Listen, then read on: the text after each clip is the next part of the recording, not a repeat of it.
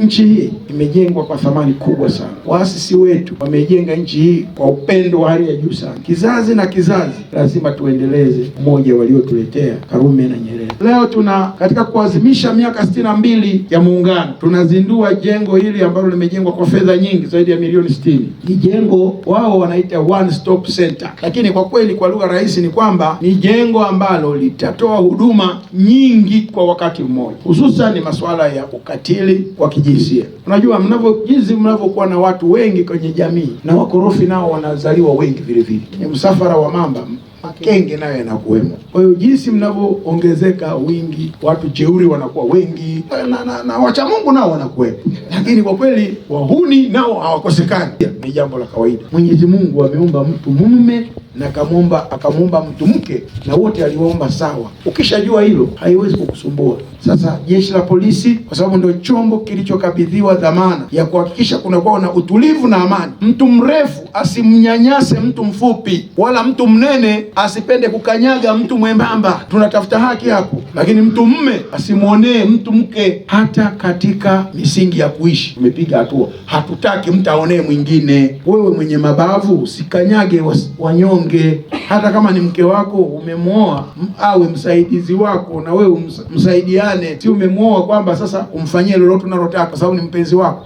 Hiyo sio chombo, hujanunua. Kwa jeshi la polisi katika utaratibu wake linaendesha hizo taratibu, na yupo ofisa maalum aliyefunzwa. Sasa kwa sababu kuna mambo ya ustiri, swala la kijinsia lina ustiri ndani yake, kwa lazima litengewe na chumba chake, watoto na wanawake, lakini na wanaume wanyonge, maana wapo wanaume wanyonge. Wote kaomba sawa, tuheshimiane, tuthaminiane. Kwa hiyo kituo hiki ni muhimu sana.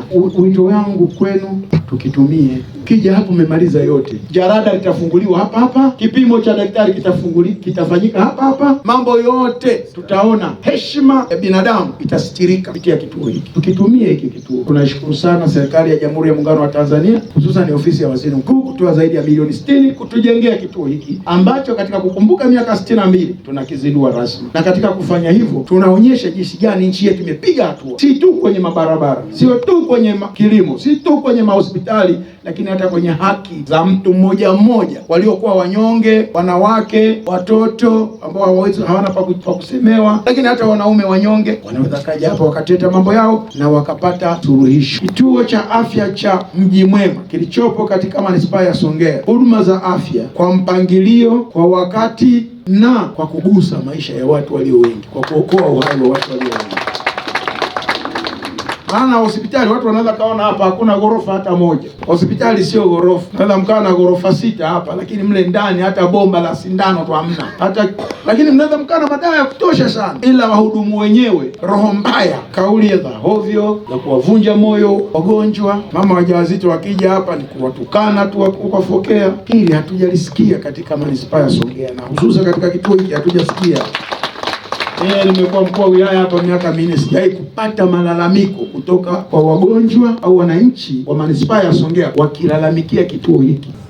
Fedha za utekelezaji wa mradi ni Tanzania shilingi milioni 66,765,965 na senti 0 zilitolewa na ofisi ya Waziri Mkuu TAMISEMI tarehe 29 mwezi wa 6 2025 na utekelezaji wake kuanza tarehe 6 mwezi wa 9 2025. Lengo la kuanzishwa kwa mradi huu ni kuwezesha upatikanaji wa huduma bora, salama na za kitaalamu kwa waathiriwa wa ukatili wa kijinsia kwa wakazi wa maeneo ya Mji Mwema na maeneo mengine ya manispaa. Mradi ulianza kutekelezwa tarehe 6 mwezi wa 9 2025 na kukamilika tarehe 15 mwezi wa 11 2025 kama ilivyopangwa.